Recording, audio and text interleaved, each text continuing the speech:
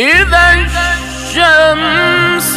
كورت وإذا النجوم انكدرت وإذا الجبال سيرت وإذا العشار طلت وإذا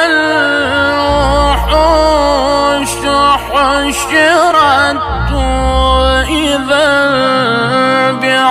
البحار سجرت وإذا